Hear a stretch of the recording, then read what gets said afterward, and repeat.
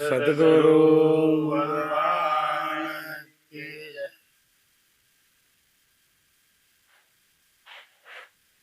લાખાની વાણી છે કે કરમ સુક્યો ને બન્યો કોટ ગયો કયો કોટી ના મૂલ.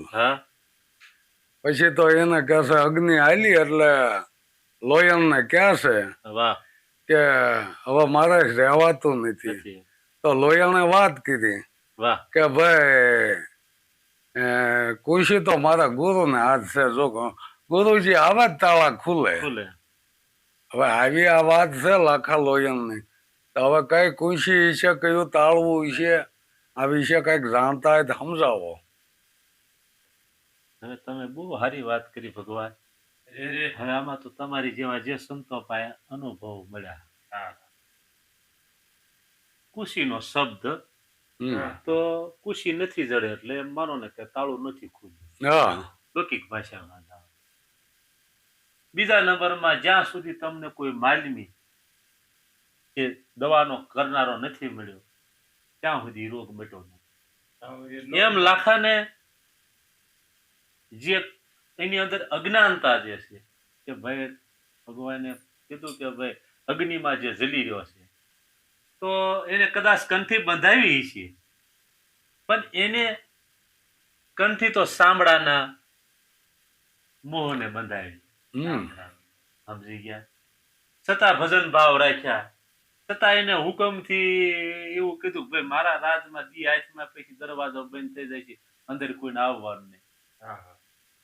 એટલે લોયણ માતા ભજન ભાવમાં કે ગમ્યા સત્સંગમાં ગયા અને દરવાજા વાળે કે આ દરવાજા પછી આવી છે ને એક દરબારગઢમાં આ રીતે એવું કીધું. છતાં ધનજી ભગત બાપુ ને એવું કીધું બાપુ હવે આપણે અહીં રવાય છે નહીં, હાલો ને આપણા ઘીરે આપણા ગામ કીડી કરિયાણા વ્યા જાય.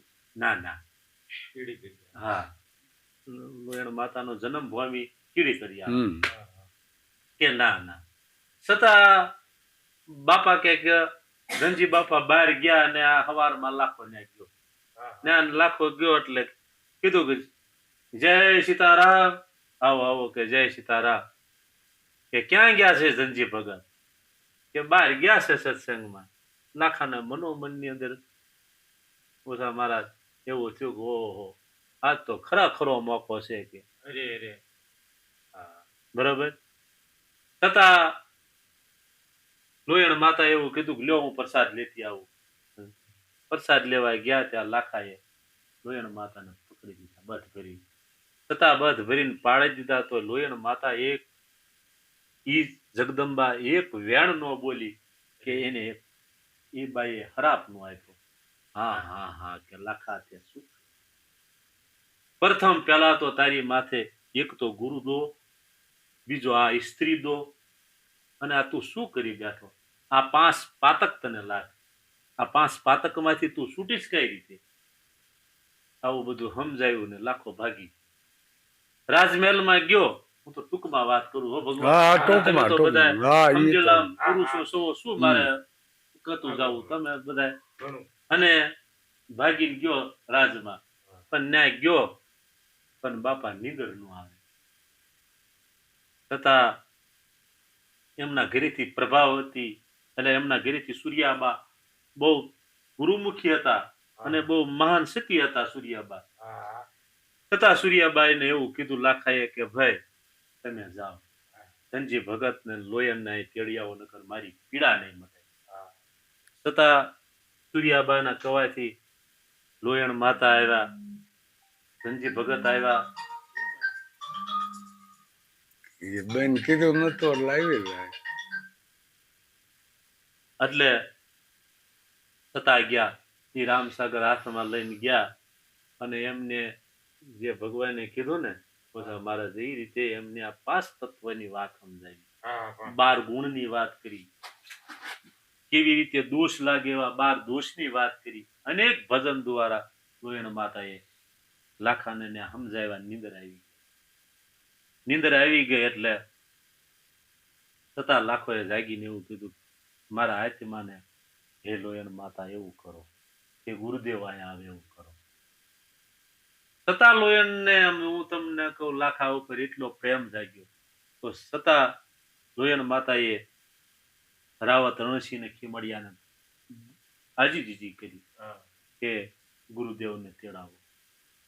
છતાં સંદેશો મોકલ્યો તો ગુરુદેવે એવું કીધું કે હવે લાખાને એવું કહેજો કે આંબો વાવે અને ઈ આંબાને કોર આવે પછી કેરી આવે અને ઈ કેરી બરોબર ખરો માલ આંખે પાકે અને ઈ ડાળ છે ઠેઠ અહીંયા કાશી સુધી આવે અને અહીંયા હું બેઠો બેઠો ઈ કેરીમાં સાસ મારું અને બરોબર મીઠાશ આવે તો આવું નકર જરી કઈ ખાતી હોય.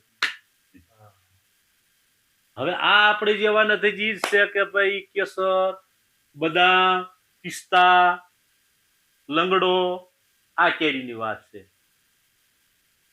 ઈ આંબો અહીંયા આટકોટ વાવે ઈ ડાળ ના કઈ કાશી ઠેઠ જાય અહીંયા શાખે ની વાત બને.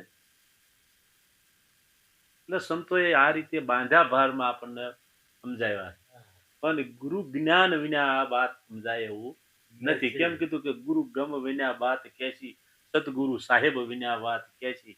હે કોઈ મળે જો આવા સંત ઉપદેશી હે તો આનંદ થાય. એટલે છતાં લોયણ માતાએ આ રીતે જેવો મોકલ્યો લાખાને મનોમન ઉપરી ગયો અને લાખાએ કીધું મૂકી દો આ ભંડાર ખુલ્લા અને અહીંયા એ લાખે આંબો રોપ્યો અને હું તમને કહું એ મૂળ ગયા ઠેઠ પાતા અને સાખું ગઈ ઠેઠ અમરાપુરમાં સમજ્યા. અને ત્યારે લોયણ માતા એવું કીધું કે હે લાખા એવો રે અંબર આંબો રોય હે કે જેના મૂળ રે જાય પાતાળ અને સાખું રે જાય સરગાપુરમાં. હે લાખા દૂધેરે ભરી તલાવડી અને મોતીડે છે બાંધી પાર. હે કોઈ જો સુગરા હશે તો ખોબલા ભરીને પીશે આ નુગરા જશે નિર્વાણ. હે લાખા એવી અબળ રે લોયણ તને આવું ભણે છે. હે લાખા સૂર્ય સમો કાંઈ ચંદ્ર નો હોય અને ગુરુ સમો કાંઈ શેલકો નો હોય. હે લાખા એવા ધરણી સમો કાંઈ નો હોય આપ. અને ખમી રે ખમે હે લાખા કુંદી રે ખમે આ માથા પૃથ્વી અને વાઢી રે ખમે આ વનરાય.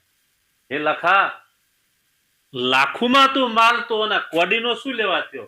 હે લાખા તું કરિયા સૂક્યો અને કોડીને એવી આ અબળી રે લોયણ લાખા તને આવું. હે લાખા હવે એવો રે સંદેશો રે આપ્યો રે કાશીના ઘાટમાં લખ આવે ને લખ જાય છે. આરે સંદેશા કોઈ દેજો મારા ગુરુજીને હાથ. એવા સંદેશા છે સદગુરુએ સાંભળ્યા અને 12 વર્ષે ગુરુજી આવ્યા સમજ્યા. 12 વર્ષે સદગુરુ આવ્યા અને આવીને માથે મૂક્યો જ્યાં હાથ ત્યાં કાયારે થઈ છે યામની. એવી રે હે લાખા અબળે રે લોયણ એમ ભણે. એવી આ સાવી છે મારા ગુરુજીને પાસ. જો મારા ગુરુજી આવે તો આ તાળા ખુલે. એવી શેલણ રે શેલી આ લોયણ તને આવું ભણે છે લાખા. હવે આનો અર્થ જેમ ભાઈ કહેતો મજા આવે છે નતું મને આવડે એટલે હું કહું એનું. હવે આપડે તાળું કીધું ને હા એ જે 10મો દ્વાર બનશે. વાહ વાહ.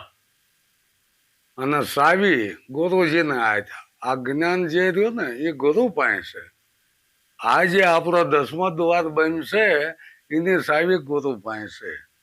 જો એ ગુરુ આવે અને એ જ્ઞાન રૂપી સાવી દે તો તાળું ખુલે અને તાળું ન ખુલે માનું જ્ઞાનમાં કઈક ફેર છે સાવીમાં જ ફેર છે. નકર તો એ હાસ્ય સાવી હોય તો એ તાળું ખુલી જ જાય. 10મો દ્વાર જેને ખોલી જાય એને તો આપોઆપ દર્શન. એને કઈ ગોતવા જવાનું નથી તો એ તાળું તમારું પણ તમારે એક સાવી જ લેવાની છે ને તાળું તમારું. અરે બાપા તમારા 10મા દ્વારે જે તાળું છે એ ગુરુ જ્ઞાન રૂપે સાવી તમે લીધી હોય તો તાળું ખુલી ગયું હોય અને જો ન ખુલ્યું હોય તો કઈક સાવી બીજી હોય. અરે બાપા આવું મારા અનુભવ પ્રમાણે કહે છે કે સાવી તમને જો મળ્યો હોય એટલે એ તાળું ખોલવું જ કઈ જોઈએ. દીધી મારા મનની વાત કરી બરોબર ને? રેડી રેડી સદગુરુ મહારાજ